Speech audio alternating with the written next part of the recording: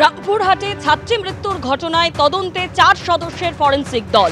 মূল অভিযুক্ত শিক্ষকের ভাড়া বাড়িতে আজ যায় 4 সদস্যের ফরেনসিক দল। সেখানে কড়া নিরাপত্তায় গোটা এলাকা ঘিরে রাখা হয়।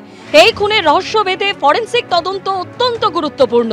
অভিযুক্তের ভাড়া বাড়ি না অন্য কোথাও খুন, ফরেনসিক তদন্তেই তা জানা যাবে।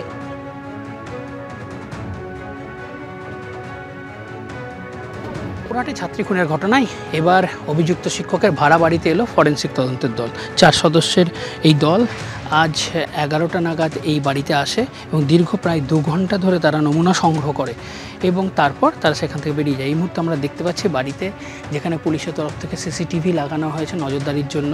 এবং এই বাড়িটা এই কারণেই গুরুত্বপূর্ণ যে এই বাড়িতেই কি ছাত্রীকে খুন করা হয়েছিল, তারপর আস্তে আস্তে দেহ অন্য জায়গায় পাচার করা হয়েছিল, সেই বিষয়টি উঠে আসছে।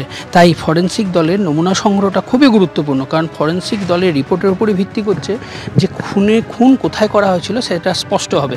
এবং আমরা যদি বাড়িটা দেখি যে একতলা বাড়ি এবং ভিতরে 3টি ঘর রয়েছে, তার মধ্যে একটি ঘরের মধ্যে বিভিন্ন সার্জিক্যাল জিনিসপত্র, তার মধ্যে ছুরি, কাঁচি, ব্যান্ডেজ, গ্লাভস, তুলো এগুলো পাওয়া গেছে। যেমন ঠিক একইভাবে বাড়ির পিছনের অংশটা দেখব যেখানে পুরো এলাকাটা ঘেরা রয়েছে এবং পলিথিনের নেট দিয়ে। এবং এই যে বাড়ি বড় অংশ, এখানে মালিক থাকেন না, মালিক রামপুরহাটে থাকেন। এই পুরো বাড়িটি ভাড়া নিয়েছিলেন অভিযুক্ত শিক্ষক মনোজ পাল এবং তিনি এখানে একাই থাকতেন। প্রতিবেশীদের সঙ্গে কথা বলতে আমরা যেটা জেনেছি, প্রতিবেশীরা জানাচ্ছেন যে তিনি কারোর সঙ্গে কথা বলতেন না, তিনি নিজের মতো করে একাই থাকতেন। তাই এই যে একদম গ্রামের শেষ প্রান্তে কেন তিনি বাড়ি ভাড়া নিয়েছিলেন এবং এই নির্জন এলাকা যেখানে চারিদিকে জঙ্গল, ঠিক তার মাঝখানেই বাড়ি এবং বাড়ির পরে শুধু কেবল একটি বাড়ি আছে, তারপরে আর কোনো বাড়ি নেই, পুরো ফাঁকা মাঠ। কেন তিনি নিয়েছিলেন, কি কারণে নিয়েছিলেন এবং এই বাড়িতেই খুন করার জন্য কি সার্জিক্যালের জিনিসপত্র আনা হয়েছিল, পুরো বিষয়টি পরিষ্কার হবে যখন এই ফরেনসিক দল তার রিপোর্ট সাবমিট করবে। ক্যামেরায় নান্টু পালের সঙ্গে ভাস্কর মুখোপাধ্যায়, এবিপি আনন্দ, বীরভূম। আসছি পরের খবরে। করোনা কালে ক্ষতিগ্রস্ত হওয়া মাথার মিউকোসাল ইমিউন বাধা দিতে না পারার ফলেই নাক দিয়ে সোজা মস্তিষ্কে পৌঁছে যাচ্ছে ঘিলু খেকো অ্যামিবা। তাই করোনা মহামারীর পর পূর্ব ভারতে অ্যামিবার সংক্রমণ বেড়েছে। উল্লেখ করা হয়েছে আমেরিকার একাডেমি অফ নিউরোলজির জার্নালে। সংক্রমণ বাড়তে পারে মহালয়ার সময়। কিভাবে থাকতে হবে সতর্ক, কি বলছেন বিশেষজ্ঞরা? কেরলের পাশাপাশি বাংলাতেও হানা দিয়েছে ব্রেন ইটিং অ্যামিবা। চলতি বছরে কেরলে মৃত্যু হয়েছে 19 জনের। করোনা পরবর্তী সময়ে পশ্চিমবঙ্গে 16 জনের মৃত্যু হয়েছে। উদ্বেগ বাড়ছে বাংলায়। আমেরিকান একাডেমি অফ নিউরোলজি জার্নালে চলতি বছরের 7 এপ্রিল এ নিয়ে প্রকাশিত হয়েছে একটি গবেষণাপত্র। গবেষণাপত্রটি তৈরি করা হয়েছে SSK medical college, Bangur institute of neurosciences, Kolkata medical college, বেসরকারি ল্যাবে স্নায়ুরোগ বিশেষজ্ঞ, মাইক্রোবায়োলজিস্ট, মেডিসিন বিশেষজ্ঞদের গবেষণার উপর ভিত্তি করে। যেখানে গবেষকরা বলছেন কিভাবে কোভিড পরবর্তী সময়ে এই অ্যামিবা মানুষের শরীরে তার প্রভাব বাড়িয়েছে। গবেষণাপত্রে লেখা হয়েছে কোভিড-19 মহামারীর পর পূর্ব ভারতে ফ্রি লিভিং অ্যামিবা বা এফএলএ বা একান্থাবিবা সম্পর্কিত মেনিনগোএনসেফ্যালাইটিসের সংক্রমণ বেড়েছে। করোনাকালে ক্ষতিগ্রস্ত হওয়া মাথার মিউকোসাল ইমিউন বাধা দিতে না পারা তার কারণ হতে পারে। দ্রুত রোগ নির্ণয় ও দ্রুত চিকিৎসার দ্বারা এফএলএর বিপর্যয় ঠেকানো যেতে পারে। প্রথমত দেখুন, অ্যামিবা তো মাটিতে থাকে, জল বাহিত হয়, সেটা শরীরের মধ্যে কিভাবে প্রবেশ করছে এই ব্যাপারে আমাদের আরও বেশি স্টাডি করতে হবে। কিন্তু এটা যে ঢুকছে এবং ব্রেনের মধ্যে যাচ্ছে, সেখানে ইনফেকশন করছে, প্রায় 3 থেকে 6 মাস পরে তার ডায়াগনোসিস হচ্ছে। এটা যদি ডায়াগনোসিস ঠিক টাইমে না হয় তাহলে এটাতে কিন্তু মানুষ মারা যেতে পারে, কিন্তু এখানে মর্টালিটি অনেক হাই। আমাদের অনেকটা ক্ষেত্রে মনে হয়েছে যেন কোভিড পরবর্তী সময়ে আমাদের শরীরের প্রতিরোধ ক্ষমতার কিছু পরিবর্তনের কারণে ইনফেকশনগুলো আমাদের সমাজে বেড়েছে। কেরালে যেটা হচ্ছে সেটা অবশ্যই খুব চিন্তাজনক, কিন্তু আমাদের এই মুহূর্তে আমাদের এখানে যে খুব বেশি সংখ্যক এই রোগী আছে বা অত্যধিক বেড়ে গেছে, এটা ভাবার কোনো কারণ নেই।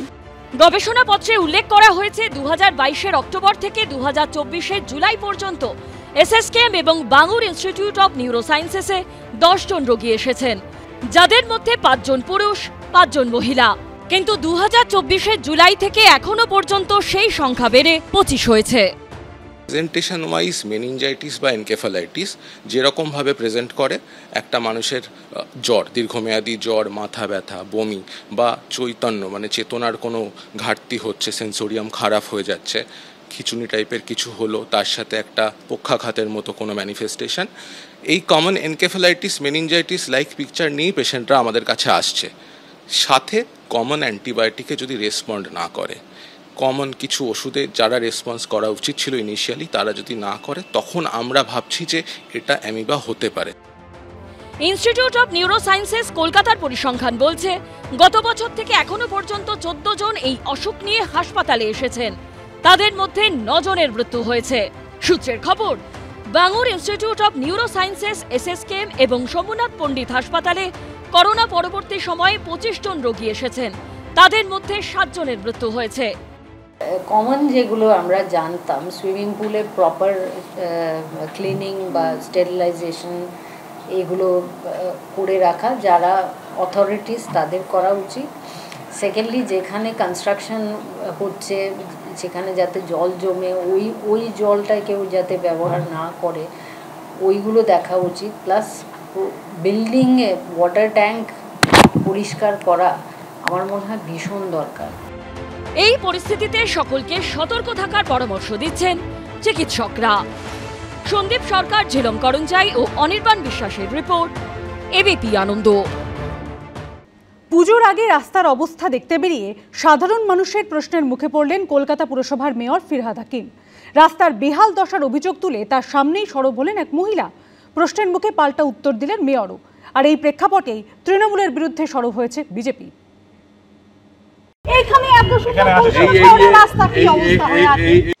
কলকাতা থেকে জেলায় বহু রাস্তার অবস্থাই একেবারে বেহাল। যাতায়াত তো নয়, সেখান দিয়ে যাওয়া মানেই যন্ত্রণা। পুজোর আগে কলকাতায় সেই রাস্তার অবস্থা দেখতে এসে সাধারণ মানুষের একের পর এক প্রশ্নের মুখে পড়লেন মেয়র ফিরহাদ হাকিম। রাস্তার বেহাল দশা নিয়ে তাঁর সামনেই ক্ষোভ উগরে দিলেন এই মহিলা। রাস্তার কাজ হতে পারে, রাস্তার কাজ হবে তারপরে রাস্তাটা ঠিক হয়ে যাবে। পুজোর সময় এই যে পিচ হয়েছে আমাদের 114 নম্বর ওয়ার্ডে পিচ হয়ে যাবে, আবার এই ধরুন 1 মাস 2 মাস পরে যে খারাপ হবে, আবার সামনে বছর পুজোর সময় পিচ হবে। এইটা একটু খেয়াল করুন, কারণ আমরা এবার যেটা করছি সেটা হেভি ডেনসিটি ট্রেন আছে, রাস্তাগুলো খারাপ হয়ে যাচ্ছে বারবার জলের জন্য।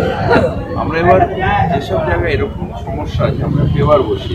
কলকাতার বাইরে অবস্থা, যেমন ধরুন বাঁকুড়া যাই, পুরুলিয়া যাই, ঝাড়গ্রাম যাই, যেখানে যাই রাস্তা খুব সুন্দর, ওখানেও কিন্তু তার কারণ কি ওখানে ড্রেন নেই, জল নেই, ইলেকট্রিক সাপ্লাই নেই। কলকাতার মেয়রের সামনে কলকাতা রাস্তা নিয়ে তীব্র অসন্তোষ ঝরে পড়ল এই কলকাতাবাসীর গলায়। এইখানে এত সুন্দর রাস্তা, কি অবস্থা হয় এই যে রাস্তার মধ্যে আজ ফুটছে টেলিফোন, স্যার একটু দেখুন। কলকাতা একটা শহর, এতদিনের ঐতিহ্যবাহী শহর, এটা আমাদের এরভাবেই চালাতে হবে দিদি, কারণ এত ইউটিলিটি নাই, আনপ্ল্যান্ড। সাধারণ মানুষের এই ক্ষোভকে হাতিয়ার করেছে বিজেপি। মেয়র উত্তর দেননি, কারণ মেয়র তো পরিস্থিতিটা জানেন। মেয়র হয়তো আস্তে করে বলে দিয়েছেন কার্নিভালে থাকবেন। আমি মানুষের ফিডব্যাক নিতে চাই, সেই জন্য যারা এখানেও যদি কেউ কথা বলতে আসে আমি ওয়েলকাম করি। আর আমি টক টু মেয়রে বসেও থাকি সেই কারণে, যাতে নাগরিকের সরাসরি আমি কমপ্লেন নিতে পারি এবং সেটা সুরাহ করতে পারি। এটা আমার মনে হয় এটা ওয়েলকাম করা উচিত। তার কারণ নাগরিকের জন্যেই কলকাতা, সুতরাং যাদের সেবা করব তাদের যদি কমপ্লেনটাই না পাই তাহলে সেবাটা কি করব। শুক্রবার ইএম বাইপাস, বেলেঘাটা মোড়, সিআইটি মোড় সহ বিভিন্ন জায়গা পরিদর্শন করেন মেয়র ফিরহাদ হাকিম। পার্থপ্রতিম ঘোষ, অনির্বাণ বিশ্বাস, শিবাশিস মৌলিক, এবিপি আনন্দ।